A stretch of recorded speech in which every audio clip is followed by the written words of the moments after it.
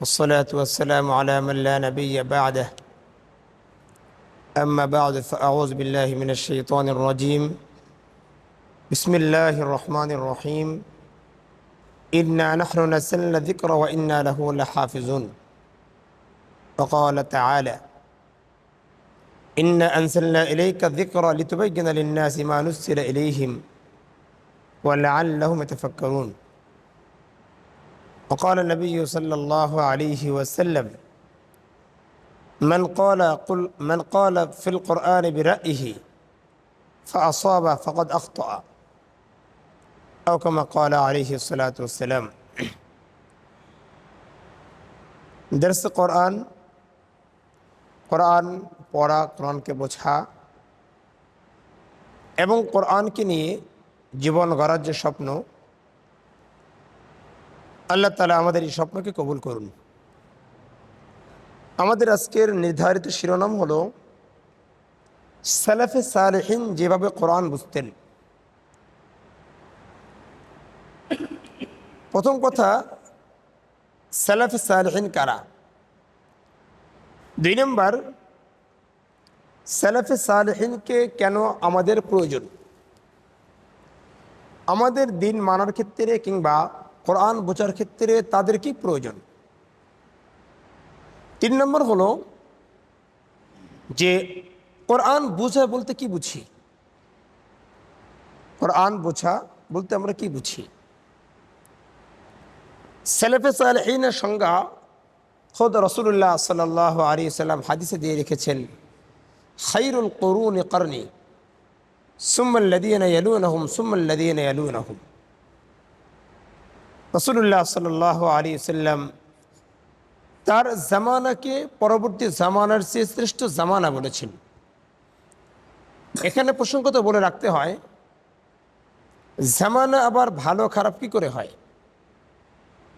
Time এটা এমন একটা জিনিস যেটাকে আপনি ভালো খারাপ এমন কোনো গুণে গুণান্বিত করতে পারবেন না। হাদিসে নিষেধ এসেছে। এক হাদিসে কুদসিতে আল্লাহ তাআলা নিজে বলেন, লা তাসুব্বুদ দাহরা, তোমরা সময়কে খারাপ বলিও না। ফাইন্নি আনাদ দাহরু অফি রিওয়ায়াতিন ফাআনাদ দাহরু। রাসূল আল্লাহ বলেন, সময় তো আমি নিজে। ওয়াকাল্লিবুল লাইলা ওয়ান নাহার, অন্য রাতে আসছে অবিয়াদিয়া লাইলু ওয়ান নাহার আও কামা ক্বালা আলাইহিস সালাতু ওয়াসসালাম। সময়ের পরিবর্তন আমার হাতে, আমি সময়। এখন আপনি যদি সময়কে গালি দেন তাহলে কেমন যেন আপনি আল্লাহকে গালি দিলেন। এজন্য সময়কে খারাপ বা ভালো বলা এটা অনেকটা মানে রেটরিকের ভাষায় এটা রূপক ব্যবহার বলা যেতে পারে। যারা বাংলা ভাষা বা বিভিন্ন সাহিত্য নিয়ে যারা পড়াশোনা করেন, আমাদের সকল শাস্ত্রের ভাষা এবং সাহিত্যের একটা বড় অংশ হলো অলংকার বিজ্ঞান বা অলংকার শাস্ত্র। যারা ভাষা পাণ্ডিত্য অর্জন করেন তারা অলংকার নিয়ে পড়াশোনা করতে বাধ্য। ভাষা অলংকার না থাকলে কেবল গ্রামার দিয়ে কোনোদিন আমি আমার মনের ভাব প্রকাশ করতে পারবো না। যেমন আমরা বলি, ওর বেলায় আমার বেলায় সব দোষ ধরে আর ওর বেলায় 7 খুন মাপ, ওর বেলায় 7 খুন মাপ। খুন আবার মাপ হয় কী করে? একজন ব্যক্তি খুন করলো, যদি আপনি জাস্ট গ্রামারের দিক থেকে বিবেচনা করেন, গ্রামার যে আপনি কাউকে হত্যা করেছেন, তাহলে কোনো আইন আপনাকে ক্ষমা করবে না, যে কোনো আইনে আপনার বিচার হবে। আমরা কি বলি? 7 খুন মাপ। এর মানে ওই লোক যদি 7টা খুন করে তাকে মাফ করে দেওয়া হবে? প্রশ্নই আসে না। কেন বলি? জাস্ট এটা একটা প্রবাদ। এখানে খুন মানে খুন করা নয়, খুন মানে দোষ। এরকম অনেক কথাকে আমরা এক অর্থে ব্যবহার করি। এটিকে আরবিতে বলা হয় হাকিকত। যে শব্দটাকে ভাষা প্রণয়নকারীরা যে অর্থে প্রণয়ন করেছে ওই অর্থে ব্যবহার করা, আর এই শব্দটিকে এখান থেকে বের করে ভিন্ন অর্থে প্রয়োগ করা, এটিকে আমাদের আরবিতে বলা হয় মাজাজ, মানে রূপক। বাংলাতে রূপক ব্যবহার আছে। ক্লিয়ার হবার জন্য আরেকটি উদাহরণ পেশ করি। রাসূলুল্লাহ সাল্লাল্লাহু আলাইহি সাল্লাম চাইলেন, তিনি আব্দুল্লাহ ইবনে উবাই ইবনে সালুল মুনাফিক, রাইসুল মুনাফিকিন যখন মৃত্যু হলো, আল্লাহ রসুল চাইলেন তার জন্য দোয়া করবেন। আল্লাহ রসুল চাইলেন তার জন্য দোয়া করবেন। এবং এই দোয়া করার এই যে প্রত্যাশা চাওয়ার পেছনে কারণ রয়েছে। কারণ হলো যে রসুলের চাচা আব্বাস রাদিয়াল্লাহু আনহু যখন ওফাত হয়ে যায়, তার ওফাতের সময় তার দাফন করবার মতো কোনো কাপড় পাওয়া যাচ্ছিল না।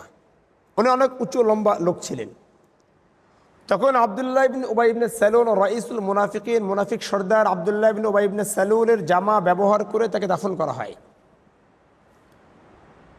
তো রসুলের একটা ইচ্ছে ছিল যে আমার চাচার কোনো ঋণ আমি রাখতে চাই না, এই ঋণ আমি পরিশোধ করে দিব। কিভাবে করব? তো এরপরে আব্দুল্লাহ ইবনে উবাই ইবনে সালুল মারা গেল। রসুলের তামান্না একটু দোয়া করি, তার জন্য দোয়া করি।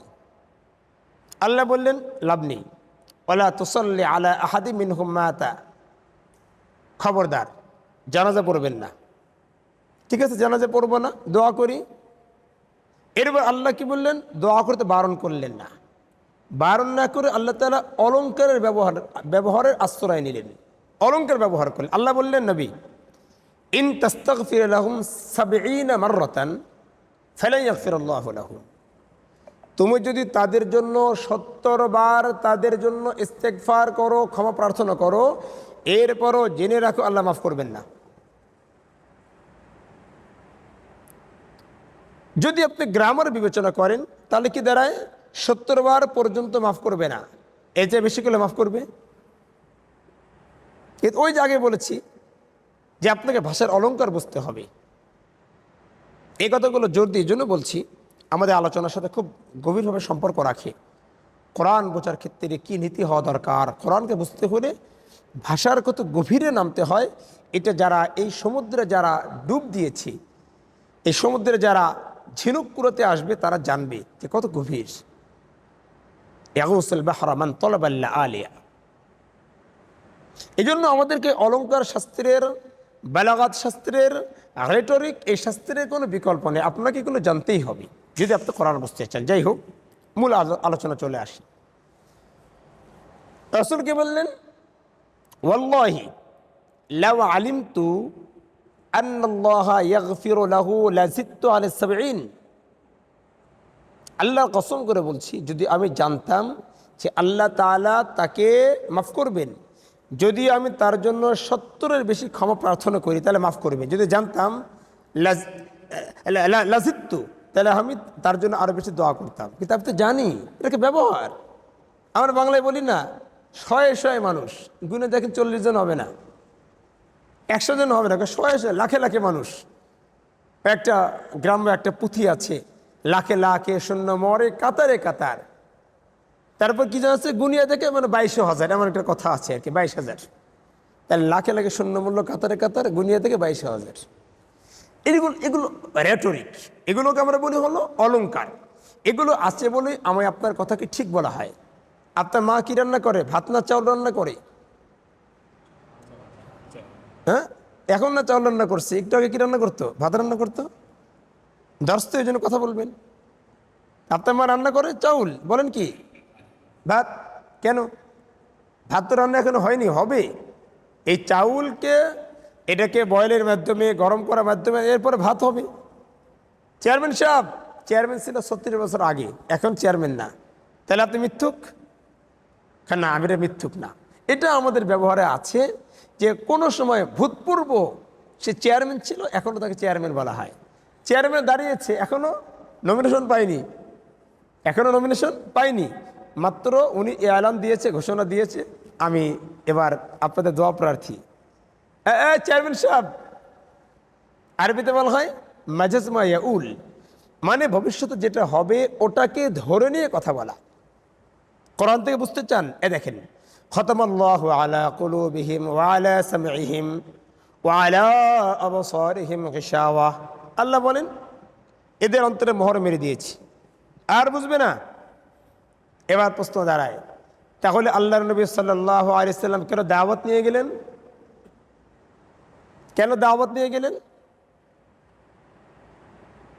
কোরআনের সূরা মাইদায় একটা আয়াত আছে, সূরা আনআমে, ওয়ালা তাতরুদিল্লাযীনা ইয়াদউনা রাব্বাহুম বিলগাদাতি ওয়াল আশি। আল্লাহ নবী সানাদিদ কোরাইশদের বড় বড় নেতাদেরকে দাওয়াত দিচ্ছিলেন। সেখানে উতবা, শাইবা, রবিআ, আবু জাহাল সব বড় বড় নেতারা ছিল। এমন সময় কিছু সাহাবী এসে বললেন, ইয়া রাসূলুল্লাহ, আপনার সাথে আমাদের কথা আছে।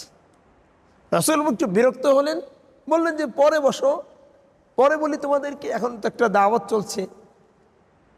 আল্লাহ রাসূলের এই অবস্থানকে পছন্দ করেননি, নিন্দা জ্ঞাপন করলেন আর বলেন, খবরদার, আপনি এদেরকে কি করবেন জানি না, ওদেরকে তাড়াবেন না,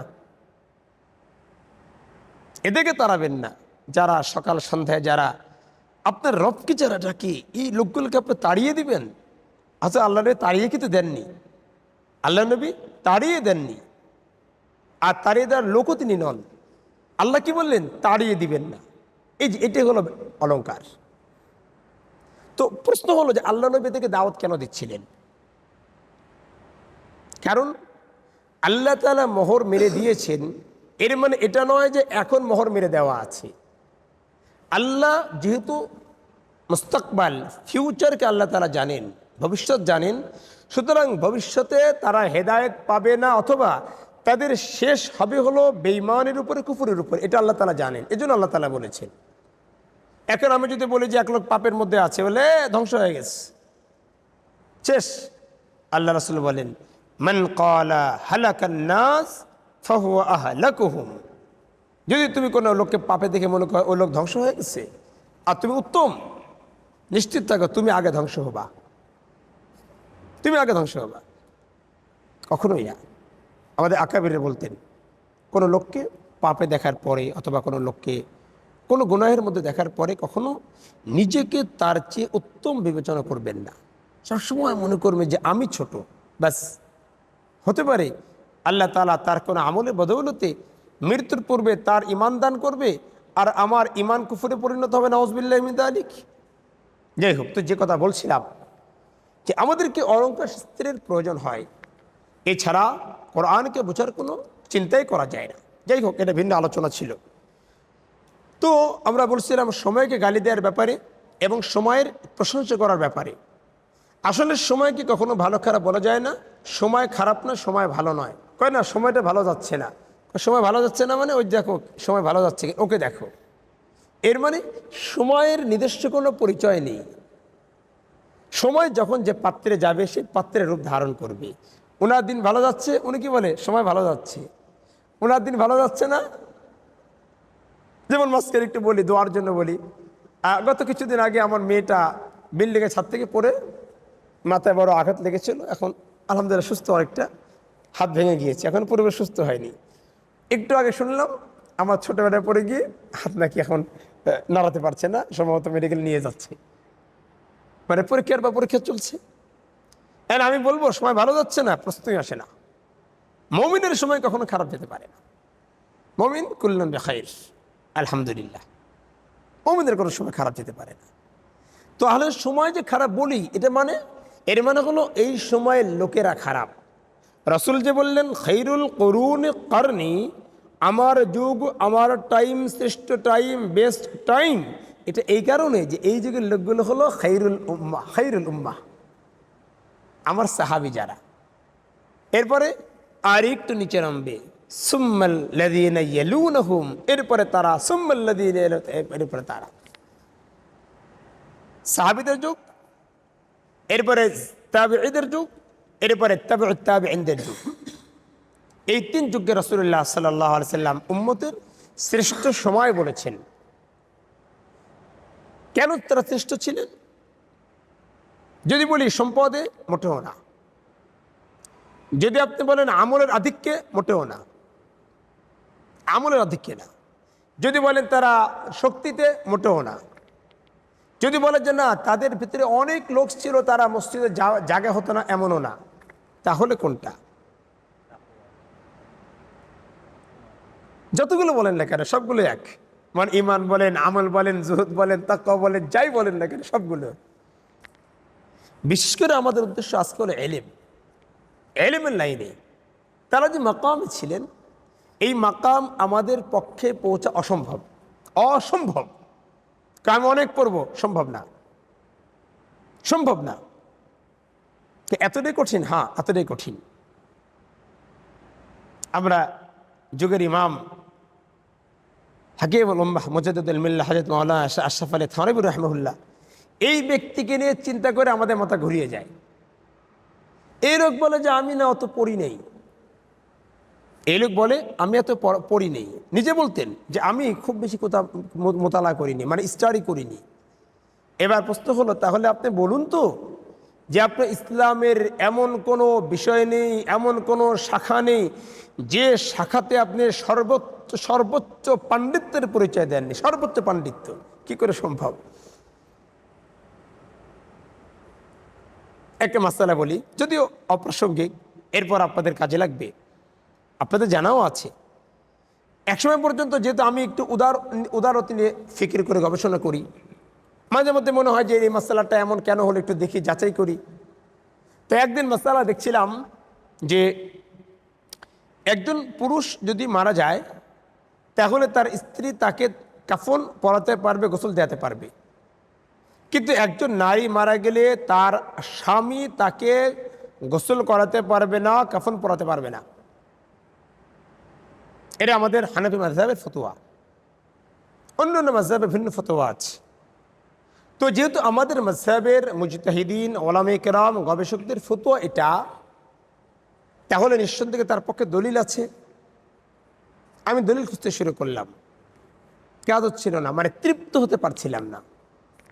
এক আলিমকে নক করলাম যে আমাকে হেল্প করেন। উনি বললেন, আপনি হাকিমুল উম্মাহ মুজাদ্দিদুল মিল্লাহ হযরত মাওলানা আশরাফ আলী থানভী রাহিমাহুল্লাহর ইমদাদুল ফাতাওয়ার অমক খণ্ডের অমক মাকালা আর্টিকেলটা পড়েন।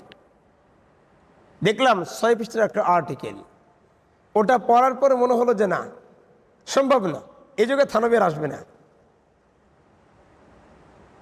চমৎকার উদাহরণ পেশ করি, আরো ভালো লাগবে। রাসূলুল্লাহ সাল্লাল্লাহু আলাইহি সাল্লাম বলেন যে খবরদার তোমরা ওই কবরের উপরে কোনো গম্বুজ বানায়ো না, কবরের উপরে গম্বুজ বানাবা না। আলীকে বললেন, আলী যাও, যত জায়গায় কবর, উচ্চ কবর পাবা সব ভেঙে চুরমার করে দাও। এবার যদি আপনাকে প্রশ্ন করা হয় রাসূলের কবরের উপরে গম্বুজ কেন? রাসূলের কবর গম্বুজ আছে না? গিয়েছেন না অনেকে, যাওয়ার কথা। রাসূলের কবরের গম্বুজ কেন? আল্লাহ নবী নিজেই তো মানলেন না, বা তার কবরের সাথে তো আমরা সে আচরণ করতে পারলাম না। এই প্রশ্নের উত্তর নিয়ে আরব বিশ্বের ওলামায়ে কেরামের মাথা পুরো আওড়ায় গেছিল। এইটার সমাধান কি?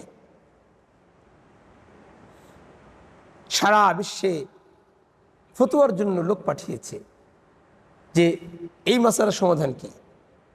যে নবী বললেন যে কবরের উপরে গম্বুজ রাখা যাবে না, সেই নবীর কবরের উপরে আমরা গম্বুজ বানিয়ে রেখেছি, মাসালা কি? কেউ বললেন যে না, এটা আল্লাহ নবীর আলাদা বৈশিষ্ট্য। বললেন দেখো, কবরের দিক থেকে তো বৈশিষ্ট্য থাকার কথা না, আল্লাহ নবীর সম্মানের ব্যাপারটা আলাদা আছে, কিন্তু গম্বুজ কেন তার বৈশিষ্ট্য হবে? সমাধান হচ্ছিল না। আরবের একটা টিম এসেছিল দারুল উলুম দেওবন্দে। তারা এসে জানালেন যে এই মাসালা নিয়ে আমাদের আলোচনা চলছে এবং এ ব্যাপারে আপনাদের ভাবনা, আপনাদের গবেষণা শেয়ার করবেন। সময় 1 মাস। দেওবন্দের ওলামায়ে পেরেশান। থানভী রাহিমাহুল্লাহ উনি দেওবন্দের শিক্ষক ছিলেন না, উনি বাইরে থাকতেন। বাকি দেওবন্দে উনি এটাকে কি কমিটি বলবো, মানে পরিচালনা কমিটির সদস্য ছিলেন, কিন্তু উনি শিক্ষক ছিলেন না, যার কারণে দেওবন্দে সবসময় থাকতেন না, যাতায়াত ছিল। অনেক মুজাকারা হলো, অনেক মিটিং হলো, কোনো সমাধান আসছে না। যেদিন একেবারে ফাইনাল আলোচনা হবে, আজকে ভারতের সব বড় বড় আলেমরা এসেছেন, থানভী রাহিমাহুল্লাহ তাকেও ডাকা হলো। ওনাকে একজন বললো যে আজকে এ নিয়ে আলোচনা আছে। উনি বললো যে ও, এই ঘটনা লিখেছেন আল্লামা জুলফিকার আহমদ নকশবন্দি, যিনি ভারতের একজন বড় পীর এবং বড় মাপের আলিম। উনি লিখেছেন ওনার খুতবাতের ভিতরে, ওনার বয়ান থেকে আমার এটা নেওয়া। উনি বললেন যে ওনার কাছে এই সংবাদ প্রচার হওয়া, উনি বললেন যে ও এই মাসালা, আচ্ছা, আর কোনো কথা বললেন না। বর্ণনাকারী বলেন, আমি শোনার পরে আমি আশ্চর্য হলাম যে এই লোকটা বলবে যে আচ্ছা এমন একটা মাসালা কিছু একটা বলবে না, কারণ উনি খুব কালিলুল কালাম ছিলেন, কম কথা বলতেন। যাই হোক, তো এখন আলোচনার দিন, অনেক অনেক আলোচনা করেছে, কোনো সমাধানমূলক কোনো কথা নেই। থানেবের রহমাহুল্লাহ সাদরে জালসা ছিলেন, সভাপতি ছিলেন, উনি শেষ কথা বলবেন। তো উনি বলবেন যে আসলে তো আমরা কোরআন এবং সুন্নাহর অনেক তাহকিক করে গবেষণা করি, আমিও এ নিয়ে গত কয়েকদিন আগের চিন্তা করেছি, আমার মাথায় কিছু আসছে না, তবে আমার যেটুকু মনে হয় এটি হলো ওনার সমাধান, যে রাসূলুল্লাহ সাল্লাল্লাহু আলাইহি সাল্লাম তিনি মানুষের কবরের উপরে গম্বুজ বানাতে বারণ করেছেন, কিন্তু কোনো ব্যক্তিকে যদি নিরাপত্তার জন্য ঘরে কবর দিতে হয় তা থেকে বারণ করা হয়নি। ঘরে কবর দেওয়া এক জিনিস, আর কবর দেওয়ার পরে তার উপরে ঘর নির্মাণ করা আলাদা জিনিস। কথা মনে বোঝাতে পারিনি। আল্লাহ নবী সাল্লাল্লাহু আলাইহি ওয়াসাল্লাম ব্যাপারটা কেমন ছিল, ওফাতের পরে কোথায় দাফন হবে এ নিয়ে বড় ইখতিলাফ, মতনাক্য, এ বলে এটা, ও বলে ওটা। আম্মা জান আয়েশা রাদিয়াল্লাহু আনহা বললেন না, দাফন এখানে হবে, এখানে দাফন হবে, মানে ঘরে দাফন হবে। হ্যাঁ, ঘরে দাফন হবে, কারণ আমি রাসূল থেকে বলতে শুনেছি, মা বিন নবিয়্যিন, এমন কোনো নবী নেই যিনি মারা গিয়েছেন ইল্লা ওয়াকাদ দুফিনা ফীহি, সেখানে থেকে দাফন করা হয়েছে। সুতরাং রাসূল ওফাত এই জায়গাতে হয়েছে। এর একটা কারণ লিখছেন জুলফিকার আহমদ নকশবন্দির, কারণ লিখছেন, কারণ হলো যে আল্লাহ নবীর এই দেহ মুবারককে পাওয়ার জন্য জমিন মারামারি শুরু করে, সব জমিন চায় আমার এখানে আসুক।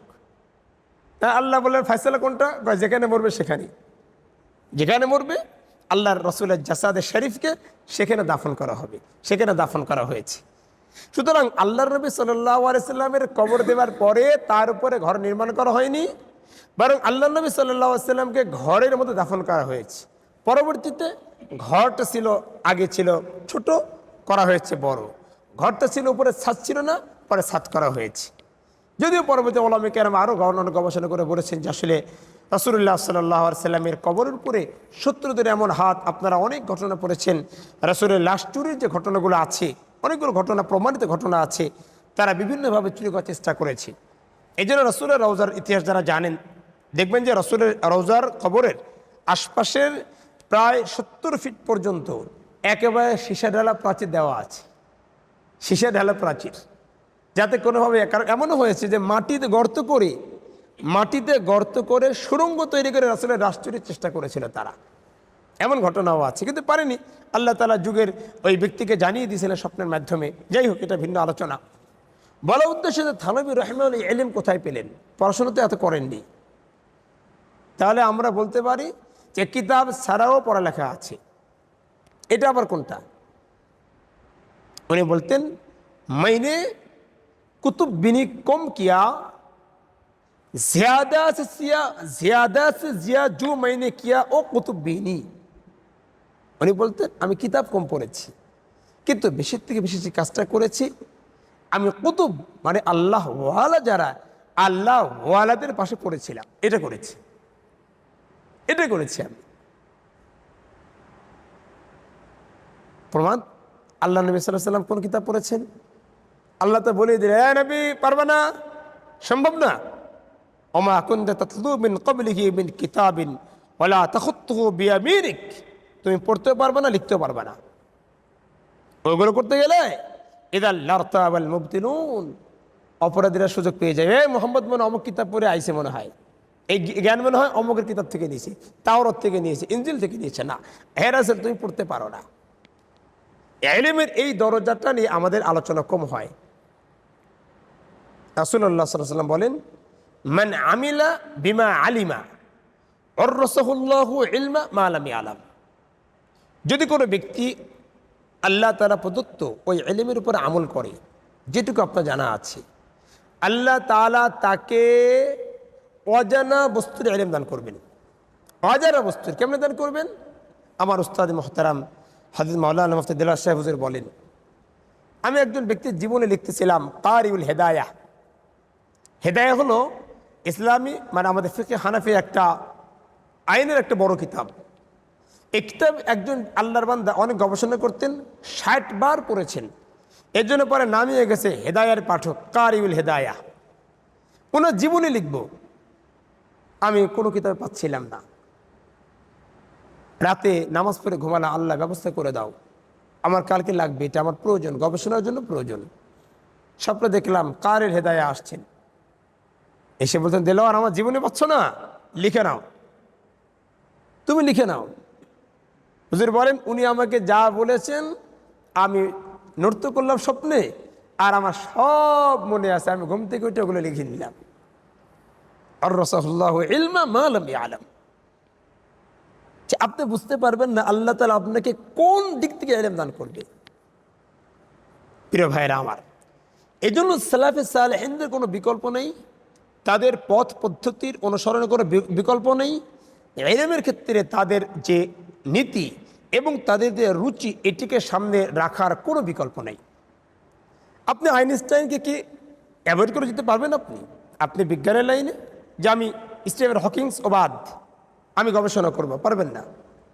এদেরকে স্কিপ করে কখনো যাওয়া যায় না, এরা প্রতিষ্ঠিত এবং এদেরকে আল্লাহ তাআলা যেভাবেই হোক না কেন তারা তাদের জগতে তারা যে জায়গা অর্জন করেছে, এই জায়গা এতটাই সমাদৃত, এতটাই স্বীকৃত, এগুলোকে যেমন দুনিয়াবি লাইনে স্কিপ করে যাওয়া যায় না, ঠিক একইভাবে আমরা যতই গবেষণা করি না কেন, আমি চিন্তা করি যে আমরা মাঝে তো অনেক পড়াশোনা করি, এরপর দেখি যে থানবী রাহিমাহুল্লাহ এই এক লাইনের ভিতরে পুরো কথাটা বলে দিয়েছি। এক লাইনে আমরা এত গবেষণা করেছি, ওনার এক লাইনে বলে দেন। এই জন্য সালাফে সালেহিনদের কোনো বিকল্প নাই এবং আমাদেরকে শুধু কোরআন নয়, দ্বীনের প্রতিটি ক্ষেত্রে দ্বীনকে বুঝতে হলে আমাদেরকে সালাফে সালেহিনদের কাছে যেতে হবে। 2 নম্বর বিষয় হলো কোরআন বুঝে বলতে আমরা কি বুঝি। কোরআন বুঝে বলতে আমরা যেটুকু বুঝি যে আল্লাহ তাআলা তার আসমানে যে গ্রন্থ নাজিল করেছেন এবং এই গ্রন্থের প্রতি আমাদের কিছু করণীয় রয়েছে। এই করণীয়ের মধ্যে একটা হলো কোরআনের সাথে জীবন পরিচালনা করা। তো কীভাবে জীবন পরিচালনা করবে না জানলে, এই জন্য জানতে হবে, বুঝতে হবে। বুঝবো কীভাবে? সালাফে সালেহিনদের তরজে যেতে হবে। তাদের তরজ কী ছিল, এটাই মূলত আমাদের আজকের আলোচনা। তবে আজকে হয়তো খুব বেশি আলোচনা করতে পারবো না, আমি মৌলিক কয়েকটি শিরোনাম একটু বলে রাখি আপনাদেরকে। হয়তোবা এই শিরোনামগুলো আপনাদের একটু কাজে লাগবে আপনাদের চলার পথে। বিশেষ করে বর্তমানে ফিতনার যুগে কোরআন নিয়ে অনেক ধরনের গবেষণা চলছে। কোরআনের নামে বেনামে ভ্রান্ত দলেরা গবেষণা করছে। আপনারা বিশ্বাস করবেন কিনা, কোরআনের এই মুনকিরুল হাদিস বা আহলে কোরআন নামে একটা দল আছে এই দেশে, আহলে কোরআন। দেখেন নামের মধ্যে আছে কোরআন, কোরআনিস্ট। এই নাম দেখার পরে যে কারো মাথাটা অনেক নড়বে, কি রে কোরআনিস্ট, এর মানে কোরআনে গবেষণা করে। কিন্তু ওর এই গবেষণা নিয়ে যাচ্ছে কোথায়? যদি বলে সরাসরি জাহান্নামে, বাড়াবাড়ি হবে না? সমস্যা কোথায়? যত বেদাতি গোমরাহি দল আছে, ভ্রান্ত আকিদার যত দল আছে, প্রত্যেকের দলিল কিন্তু কোরআন। এমন কোনো ভ্রান্ত দল পাবেন না যাদের দলিল কোরআন। আমি 2টা উদাহরণ দিই, আপনাদের ভালো বুঝে আসবে। একটা দল আছে যারা বলে এই জাহেরি শরীয়ত বাতেন মানে ওরা বাতাসের কিচ্ছু বোঝে না, এই জাহেরি ইমাম নামাজ চলবে না, এগুলো কি মূলত হলো বাতেন, গল্প ঠিক করা। হরগ্রাম বাজারে একজন কসাই আছে, ব্যবসার জীবনে আমার মনে হয় এত নিষ্ঠাবান ব্যবসায়ী আমি দেখিনি। খুব নিষ্ঠাবান, খুব মুখলিস, আবার দক্ষতা বলবেন। আপনি যদি তাকে বলেন যে এই গোশতটুকু তুমি আমাকে 1 কেজি গোশত দিবা, আর এই গোশত 18 টুকরা হবে, ওর 19 টুকরা হবে না। যদি বলেন 22 টুকরা লাগবে, ওর 21 টুকরা হবে না। এত মাপ। আল্লাহর বান্দা কোনোদিন জামাতে নামাজ পড়েন না, পরে শুনলাম নামাজ পড়ে 2 ওয়াক্ত। একদিন বললাম জাকির ভাই চলেন না নামাজে যাই। উনি বললেন যে না, আমি নামাজে জামাতে যাব না, আমি ঘরে পড়ব। কেন রে ভাই? আল্লাহ নবী সাল্লাল্লাহু আলাইহি সাল্লাম সারা জীবন মসজিদে নামাজ পড়লেন, সাহাবে কিরাম পড়লেন, আপনি পড়বেন না কেন? কয় না, ওনাদেরটা ঠিক ছিল, আমাদের যারা নামাজ পড়ে এদের দিল ঠিক নাই। তাই বললাম ভাই বলেন তো কি করলে আপনাদের কাছে মনে হবে দিল ঠিক আছে? তো এত তো দিতে পারবে না, ওর তো ওগুলো মুখস্থ কথা। যাই হোক, তাকে আমি বোঝাতে সক্ষম হইনি। আমার দলিল আদিল্লা, আমার এলেম ওখানে শেষ। কি করে বোঝাবেন? বাস মুখস্থ করে নিয়েছি। যদি বলেন দলিল কি, ওদের পক্ষে দলিল দিই কোরআন থেকে। আল্লাহ তাআলা বলেন ওয়াবুদ রাব্বাকা হাত্তা ইয়াতিয়াকাল ইয়াকিন, তুমি তোমার রবের ইবাদত করো এই পর্যন্ত যে তোমার ভিতরে ইয়াকিন পয়দা হবে, তোমার ভিতরে আল্লাহর প্রতি বিশ্বাস তৈরি হবে, তখন ইবাদত শেষ। তখন ইবাদত শেষ। এর মানে এই পর্যন্ত ইবাদত করব। এবার তাদেরকে জিজ্ঞেস করেন, ভাই কি অবস্থা? ইয়াকিন পয়দা হয়ে গেছে। কিসের ইয়াকিন তা বলতে পারবে না। বুঝেন নাই? কিসের ইয়াকিন তা বলতে পারবে না। ইয়াকিন পয়দা হয়ে গেছে। দলিল তো কোরআন থেকে, সূরা হিজরের একদম শেষ আয়াত, ওয়াবুদ রাব্বাকা হাত্তা ইয়াতিয়াকাল ইয়াকিন। এবার যদি আমরা এই ইয়াকিনের ব্যাখ্যা বাংলা অনুবাদ না করি, যদি আমরা একটু পেছনের দিকে যাই, যে আমি এই আয়াতের মানে আমরা কিছুই বুঝি না, এই আয়াতের কোনো অনুবাদ আমরা বুঝি না, এই আয়াতের কোনো শব্দের অর্থ আমাদের জানা নেই, আমরা একটু পেছনে চলে যাই। আমরা একটু যাই ইবনে আব্বাস রাদিয়াল্লাহু আনহুর কাছে, আনহুমার কাছে, যিনি ছিলেন ওই যুগের স্বীকৃত রাইসুল মুফাসসিরিন। আব্বাস ওমরের মতো সাহাবী, এত বড় সাহাবী, আব্বাসের কাছে ইলম শিখতেন। আব্বাসের কাছে, ইবনে আব্বাসের কাছে ইলম শিখতেন। ওনার দরবারের একজন সদস্য ছিলেন। সবাই আপত্তি তুলল, আমিরুল মুমিনিন এই বাচ্চাটাকে না ডাকলে হয় না? এই বাচ্চা মানুষ মুরব্বীদের ভিতরে দেখতে বেমানান, না ডাকলে হয় না? উনি বললেন তাই তো, আসলেই তো, ঠিক আছে আরেকদিন আসুক। ঠিক আছে। তো ইলমি আলোচনা শুরু করলেন ওমর রাদিয়াল্লাহু আনহু। আলোচনা এক পর্যায়ে বললেন, বলেন তো সূরা নাসর অবতীর্ণ হওয়ার পরে আপনাদের মধ্যে কার কি চিন্তা উদয় হয়েছিল? এক সাহাবী বললেন যে ইসলামের বিজয় হবে, ওরাআইতান নাস ইয়াদখুলুনা ফি দীনিল্লাহ, হ্যাঁ, প্রচুর লোক ইসলামে আগমন করবে, চারিদিকে বিজয় এবং জয় জয়কার হবে মুসলমানদের, এটা বুঝেছি। অনেক সাহাবী অনেক মত দিলেন। ওমর বললেন, ইবনে আব্বাস তোমার কি বুঝে আসছিল? তুমি কি বুঝেছিলে? বলে আমিরুল মুমিনিন আমি বুঝলাম যে কদ হানা আজালু হাবিবিনা মুহাম্মদ, আমি বুঝেছি যে আমাদের রসুলের সময় শেষে ঘনিয়ে আসছে, রসুলকে এখন চলে যেতে হবে। এর কদিন পরে রসুল ওফাত হয়ে যায়। এত মহাপণ্ডিত ছিলেন। উনাকে যদি বলি যে ইবনে আব্বাস আপনি কি ইয়াকিনের অর্থ বুঝেন? তুমি বলে হ্যাঁ ইয়াকিন তো বুঝি। কারণ ইয়াকিনের অর্থ কি? বিশ্বাস। বিশ্বাস মানে কি? ঈমান মানে তো বিশ্বাস, ইয়াকিন মানেও বিশ্বাস। পার্থক্য কি? উনি বলেন এই বেটা, এই ইয়াকিন মানে ওই বিশ্বাস না, এটা আরবদের ব্যবহার। হুযায়ফার মতো সাহাবী, মাফ করবেন ওমরের মতো সাহাবী বলতেছেন যে আও ইয়াখুদাহুম আলা তাখাউফ, অথবা আল্লাহ তাআলা তাদেরকে পাকড়াও করবেন তাখাউফের উপরে। ওমর বলতেছেন এর অর্থ কিচ্ছু বুঝি না আমি। যে ওমর বলতেন ইন্নী ক্বরাতু সূরাতাল বাকারাতি ফি 10 সিনিন, 10 বছর লাগায় সূরা বাকারা পড়ছি, 10 বছর। কেন? সেই ওমর তাখাউফের অর্থ বোঝে না। এই তোমাদের মধ্যে কেউ বোঝো না কি জিজ্ঞেস করা হলো। হুযায়ফা ইবনুল ইয়ামান দাঁড়িয়ে গেলেন, বলে আমিরুল মুমিনিন আমি জানি। তুমি জানো? বলো। বলে আমিরুল মুমিনিন এই শব্দটা হলো অমুক গোত্রের, আমার গোত্রের নাম এই মুহূর্তে মনে পড়ছে না, অমুক গোত্রের একটা শব্দ। আমাদের আঞ্চলিকতা আছে না, আঞ্চলিকতা। আমি যদি বলি আপনাদের আহা, এই আহাকে বুঝছেন? আহা মানে কি? কেউ এখানে আছে আহা মানে কে বোঝে? আহা আচ্ছা, কে বোঝেন নেই? আমাদের আচ্ছা আখা, আখা, আখা কি? চুলা। আমাদের গ্রামে বলে আহা। হ্যাঁ, তো কোরআন তো বিভিন্ন গোত্রের বিভিন্ন শব্দের উপর অবতীর্ণ হয়ে যায়। বনু তামিম, তো বনু তামিম গোত্রের লোকেরা তাখাউফ শব্দের ব্যবহার করে। কোথায় ব্যবহার করে? এটা হলো অনেকটা স্লো পয়জনিং, ধূমপান। এটা হঠাৎ তো আর মানে রোগের কারণ হয় না, আস্তে আস্তে আপনাকে ক্ষতি করে, এটা আলসার তৈরি করে, বিভিন্ন রোগের সৃষ্টি করে আস্তে আস্তে। অর্থাৎ আল্লাহ তাআলা তাদেরকে আস্তে আস্তে পাকড়া করবেন, বুঝতেই পারবে না। ওরা মনে করবে কবে আমাদেরকে ধরবেন, ও ভুলে গেছে। আল্লাহ বলেন, বান্দা আমি আস্তে আস্তে ধরবো তোকে। তাহলে তাখাউফ শব্দটাকে ডিকশনারিতে ওনাদের ডিকশনারি ছিল না, ছিল, কিন্তু এই শব্দটাকে কোন গোত্রের লোকেরা কোন অর্থে ব্যবহার করে, খুদ আল্লাহ তাআলা কোরআনে ব্যবহার করেছেন কোন অর্থে, যতক্ষণ পর্যন্ত আপনার এটা ক্লিয়ারেন্স না পাবেন ততক্ষণ পর্যন্ত আপনার জন্য এই শব্দ নিয়ে কথা বলার কোনো রাইট নেই, কোনো অধিকার নেই। ওমর বোঝেন না কোরআন। ওমর রাদিয়াল্লাহু আনহুর মতো ব্যক্তি, যার ব্যাপারে রাসূলুল্লাহ বলেন, লাউ কানা বাদি নাবিয়্যুন লাকানা ওমর, ইন্নামা জাআলাল্লাহুল হক আলা লিসানি ওমর। আল্লাহ রাসূল বলতেন, আরে ওমরের জবান তো আল্লাহ তাআলা হক রেখে দিয়েছেন, ওই জবান দিয়ে করে না হক বের হয় না। রাসূল সার্টিফাই করলেন। সে ওমর বলতেছেন, এটা আমি বুঝি না। এরপরে আরো একটা আয়াত যদি আমরা বলি, ইবনে আব্বাসের কথা শেষ করি।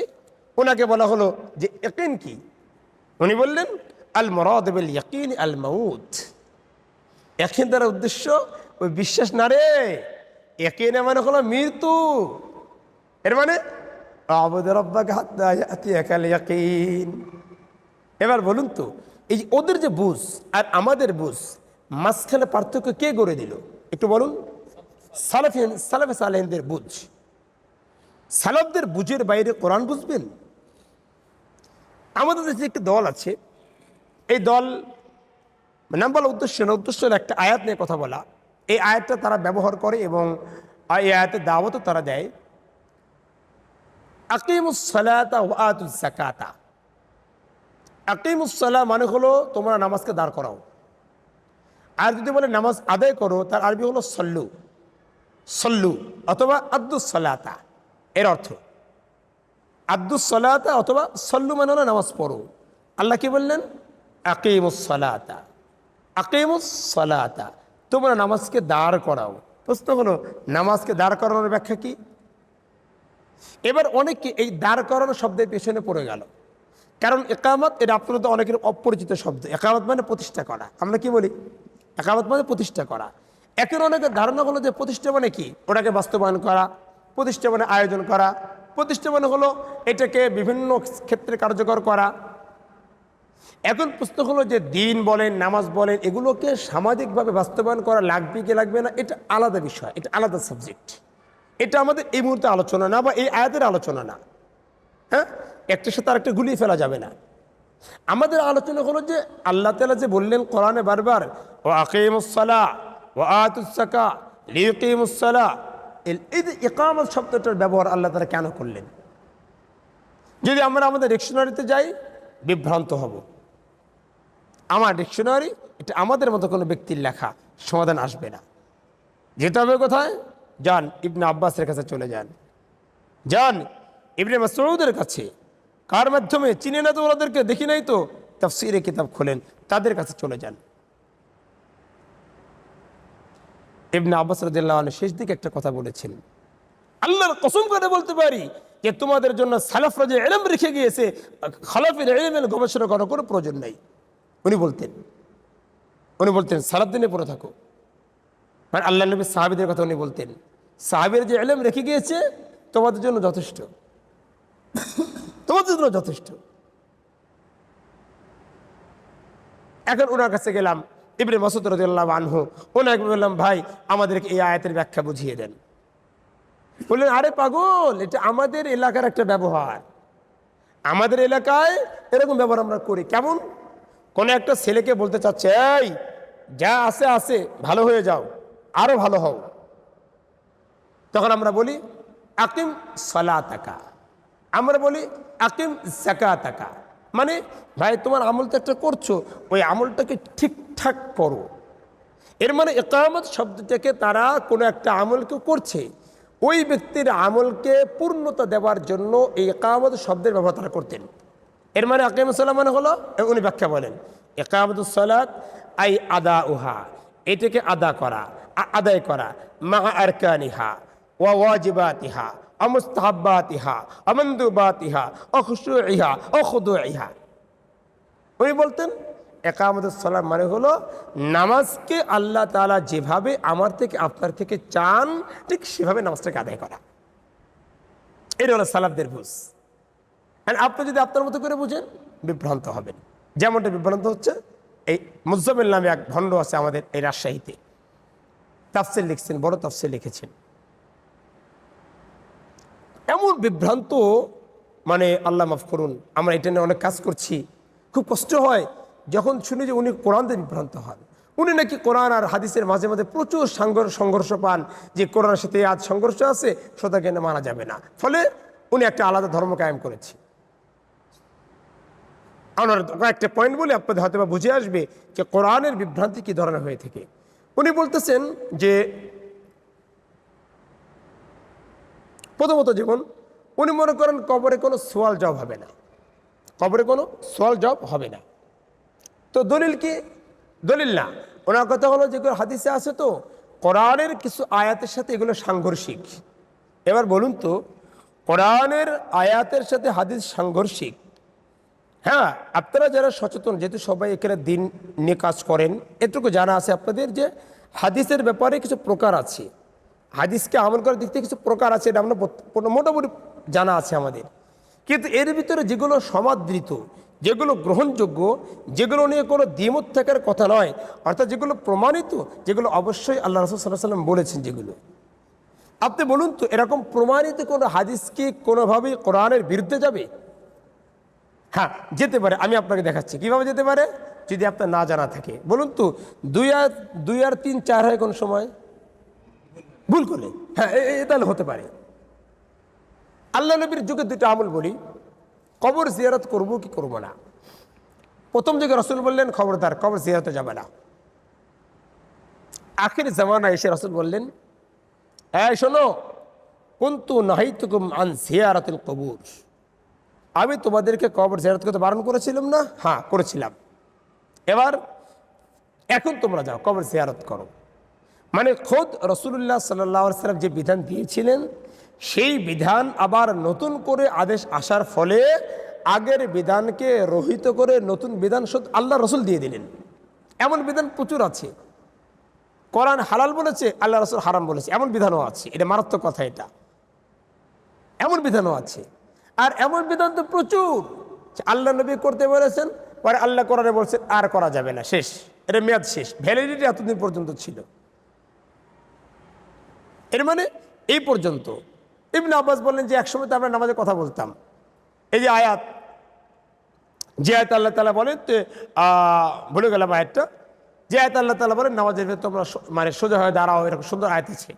ওই আয়াতের তর্জমা ইবনে আব্বাস করতেছেন যে আমরা একসময় নামাজে কথা বলতাম, কুন্না নাতাকাল্লামু ফি সালাতিনা, আমরা জিজ্ঞেস করতাম ভাই কয় রাকাত হয়েছে, বললে বলতাম 2 রাকাত হয়েছে, আমরা দাঁড়িয়ে যেতাম। এরপরে ফানাহানা, এরপর আমাদের কথা বলতে বারণ করা হয়েছে। আর রাসূলের যুগে অনেক এমন মাসআলা ছিল যেগুলো ওই সময় এক সময় ছিল এরকম, আল্লাহ নবী এমন বলে দিয়ে গেছে। আসলে যে সমস্যাটা কোথায়? দুটি সমস্যা। এক নম্বর হলো সহিহ ইলম না থাকা। সহিহ ইলম নেই কেন? এরা কি পারে না উপযুক্ত ইলম অর্জন করতে? করবে না। আমি আমার জায়গা থেকে এবং সেই শহরের ওলামা কেরামকে নিয়ে আমরা অনেক চেষ্টা করেছি এই লোকের কাছে যাওয়ার জন্য, দেখি দাওয়াত দিই, কাজ হয় কি না। কোনোভাবেই তিনি বসবেন না, কোনোভাবেই তাকে বসাতে পারিনি। অবশেষে তার এক তাফসীর প্রোগ্রামে আমরা যাই, সেখানে গিয়ে আমরা সরাসরি তাকে প্রশ্নবান জর্জরিত করার চেষ্টা করি। তিনি ডাইরেক্ট বললেন এগুলো হাদিসের কথা। এবার আমরা একটা হাদিস পড়ি, তাহলে আপনাদের আরো ভালো লাগবে। একটা হাদিস পড়ি। রাসূল বলেন, খবরদার, তোমাদের মধ্যে থেকে লা উলফায়ান্না আহাদাকুম, তোমাদের মধ্যে কেউ যেন এমন না হয় মুত্তাকির আলা আরিকাতিহি, যে তার গদির উপরে তার বিশাল সোফা সেটে আরামে বসে আছে, এবং ইয়াতিল আমরু মিন আমরি, তার কাছে আমার কোনো বিষয় যাবে যেটাকে আমি আদেশ করেছি বা নিষেধ করেছি। এবার সে কি বলবে? ফায়াকুল, সে বলবে লা আদরি, এরা চলবে না, এরা চলবে না। হ্যাঁ, মা ওয়াজাদনাহু ফি কিতাবিল্লাহি ইত্তাবানাহু, যদি কোরআনে থাকে তাহলে গ্রহণ করব। মা ওয়াজাদনাহু ফি কিতাবিল্লাহি ইত্তাবানাহু, যদি কোরআনে থাকে বলো, মানবো। আর অন্য রাতে আসছে আলা ইন্না আউলিয়া আল্লাহি লা খাউফুন আলাইহিম ওয়া লা হুম ইয়াহজানুন, নিশ্চয় আল্লাহর ওলিরা, যারা আল্লাহর পথে চলে, তাদের কোনো ভয় হবে না এবং তারা ওয়া ইন্না মা হাররামা রাসূলুল্লাহ সাল্লাল্লাহু আলাইহি ওয়াসাল্লাম মিসলু মা হাররামাহুল্লাহ তাআলা। আর তোমরা জেনে রাখো, আল্লাহ রাসূল সাল্লাল্লাহু আলাইহি ওয়াসাল্লাম যদি কোনো কিছুকে হারাম বলে, তাহলে এটা আল্লাহ তাআলার হারাম বলার মতোই, কোনো পার্থক্য নেই। আল্লাহ রাসূল এই ফিতনা সম্পর্কে বলে দিয়ে গেছে। এবং কোরআনের অসংখ্য আয়াত আল্লাহ তাআলা ইউদিল্লু বিহি কাসীরা ওয়া ইয়াহদি বিহি কাসীরা, ইউদিল্লু বিহি কাসীরা ওয়া ইয়াহদি বিহি কাসীরা, যে আল্লাহ তাআলা অনেক আয়াত এরকম বলে দিয়েছেন যে তারা ওই কোরআন দ্বারা অনেক লোক বিভ্রান্ত হবে, বিভ্রান্তের শিকার হবে। এই বিভ্রান্তির শিকার হওয়ার একটা কারণ যে কোরআনকে বুঝতে গেলাম, কিন্তু কোরআনকে কোরআনের মতো করে নয়, আমি আমার মতো করে কোরআনকে বুঝতে গেলাম। যখন আমি আমার নির্দিষ্ট রুলস, আমার নির্দিষ্ট কি বলে ইনস্ট্রাকশন, আমার দিক নির্দেশনাকে ফলো করে আমি কোরআন গবেষণা করতে যাব, আমার বিভ্রান্তি অনিবার্য। যেমন এদের হয়েছে। এক আয়াতকে তিনি বলতেছেন যে কবরে কোনো আযাব হবে না। কেন? উনি বলতেছেন দেখেন, আমাদের হায়াত হবে হলো দুইটা। এক আয়াত আল্লাহ তাআলা বলেন, রব্বানা আমাত্তানা ইসনাতাইনি ওয়া আহইতানা ইসনাতাইনি ফাআতারাফনা বিযুনুবিনা ফাহাল ইলা খুরুজিম মিন সাবিল। আমরা বলবো, হে রব, রব্বানা আমাত্তানা ইসনাতাইন, আপনি আমাদেরকে দুটি মৃত্যু দিয়েছেন, ওয়া আহইতানা ইসনাতাইন, এবং দুটি জীবন দিয়েছেন। তাহলে দুই জীবন আর কি দুই মৃত্যু। এবার উনি বলতেছেন দেখুন তো, যদি আমরা একটু লজিক্যালি মিলানোর চেষ্টা করি, যদি আমরা মানি যে আমরা মায়ের পেটে মৃত ছিলাম এক মরা, মায়ের পেটে মৃত ছিলাম এক মরা, এরপরে আমরা আবার জীবিত হয়েছি, মানে এক জীবন, তাহলে এক মৃত্যু এক জীবন।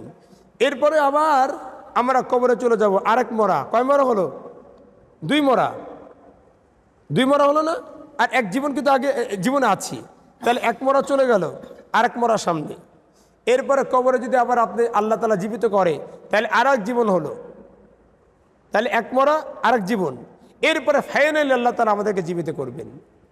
সুতরাং যদি আপনি এখন বলেন যে কবরে আল্লাহ তাআলা আমাদেরকে প্রশ্ন করবেন, কবরে আল্লাহ তাআলা জীবনদান করবেন, তাহলে তো এই আয়াতই মিথ্যা হয়ে যাবে। এবার আমাদের দুটি প্রশ্ন। প্রথম প্রশ্ন, মেনে নিলাম আয়াত মিথ্যাই হয়ে গেল, কিন্তু আপনি কার বুঝের আলোকে আয়াতকে মিথ্যা বলছেন? কার বুঝের আলোকে? আপনার আদৌ এই আয়াতকে বোঝা কি ঠিক? আপনি যেটা বুঝেছেন, এই দুই জীবন আর দুই মৃত্যুর ব্যাখ্যা কি?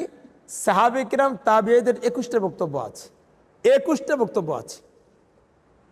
হাফিজু আলা সালাওয়াতি ওয়াস সালাতিল উসতা, তোমরা নামাজের ব্যাপারে যত্নবান হও, বিশেষ করে মধ্যম নামাজ সালাত উসতা। ব্যাখ্যা কি? 27টা বক্তব্য আছে, 27টা বক্তব্য। আপনার একটা বক্তব্য পছন্দ হবে না? আপনাকে এই সালাফের বাইরে গিয়ে আপনার এলেন। এবার উনি কি করলেন? বাস এই আয়াতকে সামনে এনে কবরে যতগুলো সোয়াল জবাব আছে, এরকম প্রচুর হাদিস রয়েছে, যেগুলো বুখারী মুসলিমে আছে। যখন কোনো ব্যক্তিকে দাফন করা হয়, এরপরে দুজন ফায়াতিহি মালাকানে, আর তার দুজন ফেরেশতা আছে, ইয়াকালু লাহু নাকিরুন ওয়া আখার মুনকার, একজনের নাম নাকির আর একজনের মুনকার। উনি বলেন সব মিথ্যা, বিভ্রান্তের জায়গায় কিন্তু কোরআন। কারণ হলো নিজের বুঝের আলোকে কোরআনকে বোঝা। উনি মেনলি দুটো জিনিসকে উনি প্রমাণ আকারে দাঁড় করেন। এক নম্বর হলো কমন সেন্স। উনি বলেন আপনার একটা কমন সেন্সের ব্যাপার আছে না? যেমন সেদিন ওনার একটা বক্তব্য শুনছিলাম, উনি বললেন ওই যে আপনার হাদিস তো জানেন, 7 শ্রেণীর লোক কিয়ামতের ময়দানে কি 877 জায়গা পাবে না? কি জানেন হাদিস? তো আমাদের জানা আছে। তার মধ্যে একটা যুবক, আপনারা যারা আছেন, এক যুবকদের কথা আছে, এক শ্রেণীর যুবক যারা, হ্যাঁ, শাব নাশাফি তাআতিল্লাহি তাআলা, ওই সকল যুবক ভাইরা যারা তাদের যৌবন কালটাকে আল্লাহর আনুগত্যে যারা ব্যয় করেছে, এই যুবক ভাইদেরকে আল্লাহ তাআলা আসমানের ছায়াতলের জায়গা, আরশের ছায়াতলের জায়গা দিবেন। উনি বললেন এগুলো বানোয়াট। এবার উনি কি করলেন? এবার উনি যুক্তি মিলালেন। বলুন তো, আরশের ময়দানে আল্লাহ তাআলা বিচার করতে বসবেন, তিনি আরশের উপরে থাকবেন। এবার বলুন তো, এই যাদের বিচার হচ্ছে তারা কোন দিন ওই বিচারকের সিংহাসনের নিচে যে বসে? এটা আপনাদের কমন সেন্সে ধরে? বাস শুনবেন আপনারা সচেতন। আমি আপনাদেরকে পারমিশন দিচ্ছি, আপনারা শুনবেন, আপনাদেরকে শুনতে হবে। বিচার করবেন না, কিন্তু আপনাদেরকে শুনতে হবে। এই ধরনের মানে এই অগোছালো এবং মানে সম্পূর্ণ ভ্রান্ত কথা বলে সে কোরআনকে এর বিরুদ্ধে দাঁড় করিয়ে দিচ্ছে। একটি কারণ, সে নিজের বুঝতে মনে করেছে আমি তো যথেষ্ট, আমাকে আর কে বোঝাবে। আমার বুক কেঁপে উঠে যখন ওর বিষয়গুলো পড়ি, ও বলছে মেয়েরাজের রাত্রে 50 রাকাত নামাজ, বানোয়াট কথা। মেয়েরাজের রাত্রে 50 রাকাত নামাজ ফরজ করা হয়েছিল না? উনি বলে আপনি বলেন আল্লাহ তাআলা কি, উনি এখানে বলতেছেন আল্লাহ তাআলা কি এত নির্বোধ যে জীবন দিল হলো অল্প কয়েকদিনের, আর নামাজ দিলে 50 ওয়াক্ত? এগুলো বানোয়াট কথা। এরপরে আল্লাহ যে উনি বলতেছেন যে আদম আলাইহিস সালাম 60 লম্বা ছিল, বুখারীতে আছে, খালাকাল্লাহু আদম ওয়া তুলুহু 60 যিরাআন। ওনার দৈর্ঘ্য ছিল কয় হাত? 60 হাত। যাই হোক, হাদিস বুখারীতে আছে, বহু কিতাবে আছে। প্রশ্ন হলো এটা কেমনে সম্ভব? আপনার যদি মনে চায় যে হুজুর আমি একটু বুঝতে চাই, খোদ ইব্রাহিম আলাইহিস সালাম উনি বলেন আল্লাহ তুমি কেমনে জীবিত করে একটু দেখাও না আমাকে। আরে নেগাই হতো হেলমতা, মন চায়। অ্যাজ এ মুমিন আপনার জানার অধিকার আছে, খেয়াল করবেন, জানার অধিকার আছে, কিন্তু খেয়াল রাখতে হবে সব জানাও যেমন ঠিক না, সব বিষয়ে মাথা ঘামানো কিন্তু ঠিক না। এখন আমি যদি আপনাকে বলি যে এই বলো তো তোমার বাবা আর মা কি করে যে তোমাদের সন্তানের জন্ম হয়, আপনি কি বলবেন কেন, সমস্যা কি? জানার তো অধিকার আমার আছে, তো জানেন, মাকে যে প্রশ্ন করবেন, বলে বেয়াদব। বেয়াদব কেন? আমার এলেমের অধিকার আছে না? আরে বেটা, এলেমের চর্চা জায়গা কি এটা? ইউমিনুনা বিল গায়বের মানে কি? আল্লাহ বলেন মুমিনের প্রথম সিফাত হলো আল্লাযীনা ইউমিনুনা বিল গায়ব। মানে কি? এটা মুমিনের প্রথম সিফাত, নো অবজেকশন, কোনো কথা বলা যাবে না। গায়েব মানে মা গাবা আন আবসারিনা ওয়া হাওয়াসিনা, আমাদের ইন্দ্রিয়ের বাইরে যা আছে এগুলো গায়েব। এটা তো মুমিনের সিফাত। এখন আপনি যদি বলে যে না আমাকে আরশ বুঝতে হবে, আমাকে কবর বুঝতে হবে, কেমনে জীবিত করবে, একদল তো বলেই ফেলেছে কই কবর খুলে দেখলাম কবরের মধ্যে কিচ্ছু হয় না, সব মিথ্যা। আমি তাকে বললাম ভাই ঠিক বলেছো তুমি, আমার পাশে তুমি ঘুমাও। একটু পরে দেখো একজন লোক হেমে আছে, তোমার কি হয়েছে, কি হয়েছে?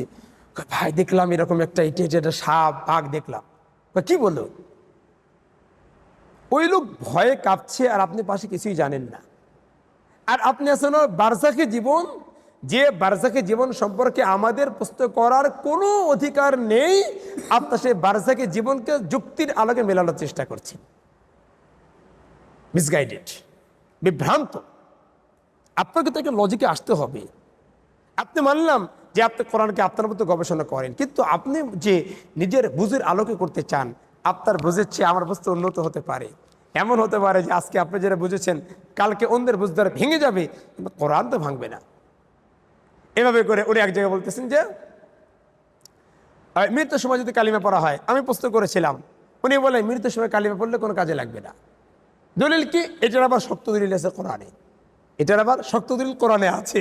সমস্যা তো এখানেই। ফেরাউন ওই যে বলছিল না, আল্লাহ কি বলে আল আন অকদ আসাইতা ক্বাবলা ওয়া কুনতা মিনাল মুফসিদিন।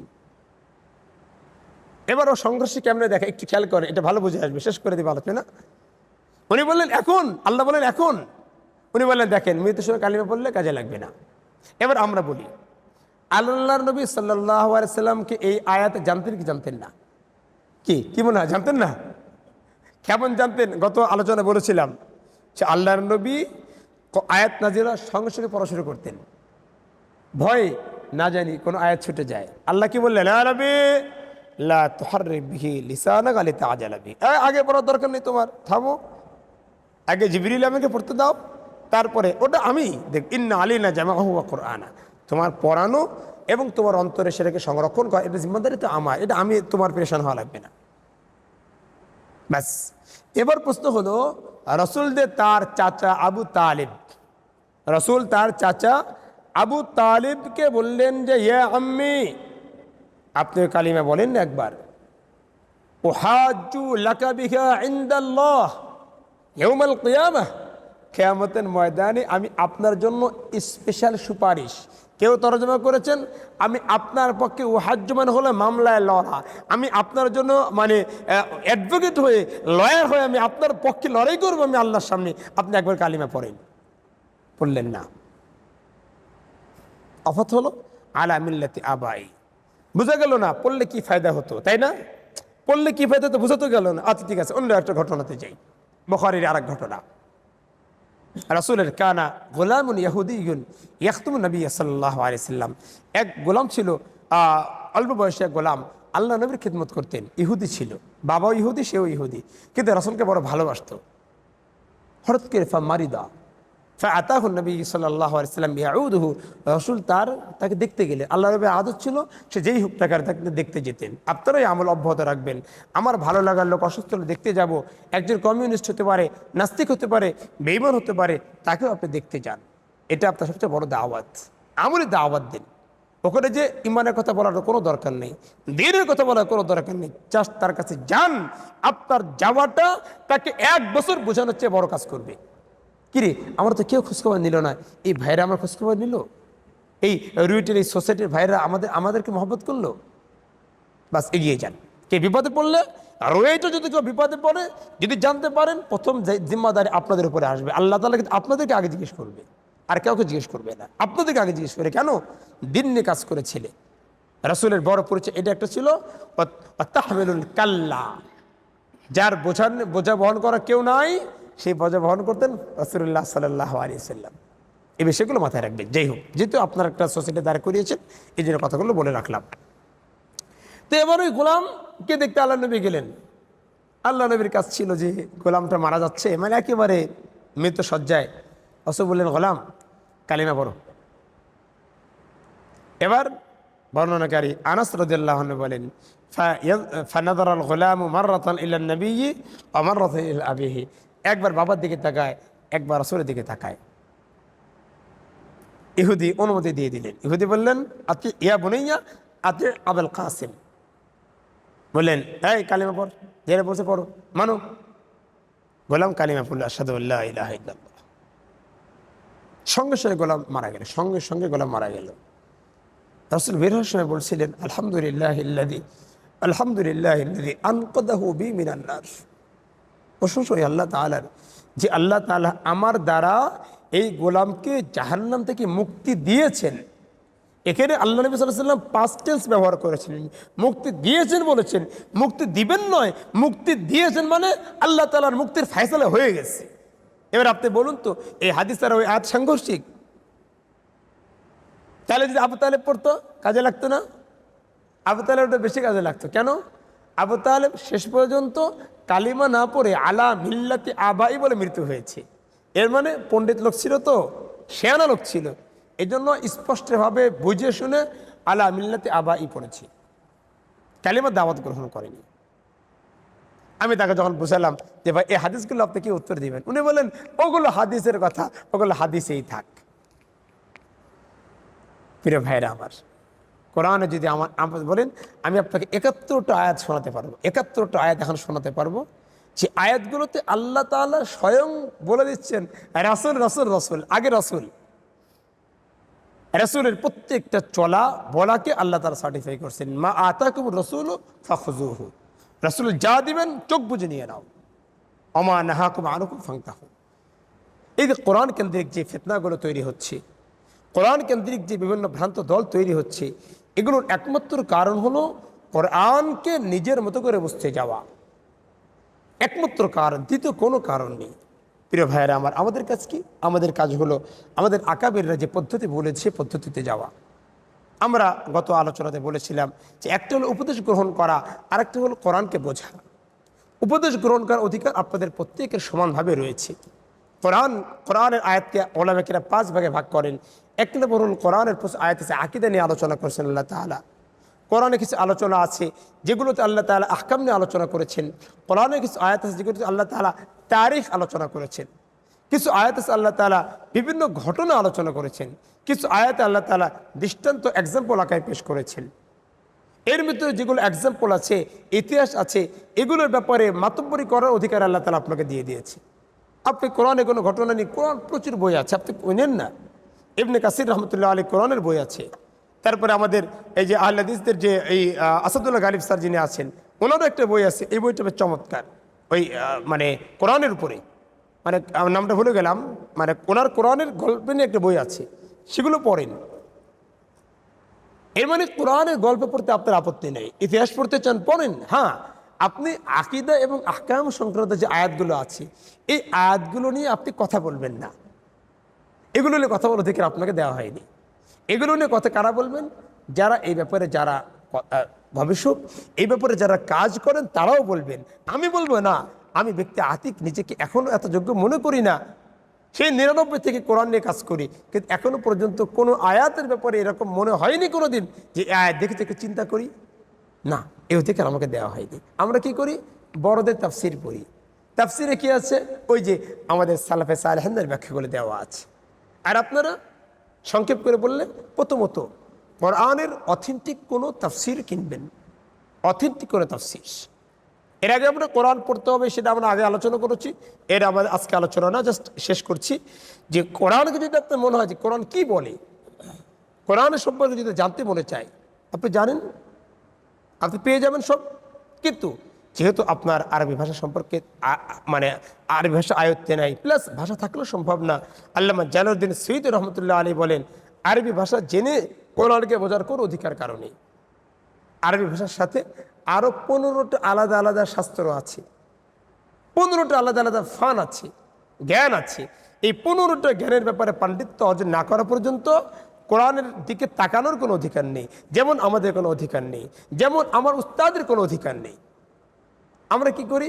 আমরা বড়দের তাফসিরগুলো পড়ে আপনাদেরকে শোনাই। আমরা তাফসির করি না, আমরা কি করি? বড়দের তাফসির পরে আপনাদেরকে শোনাই মাত্র। তাফসির কোনটাকে বলে? একটা আয়াত পড়লাম, দায়ালিকুল কিতাব লা রাইবা ফীহি, আচ্ছা, না, কোনো অধিকার নেই।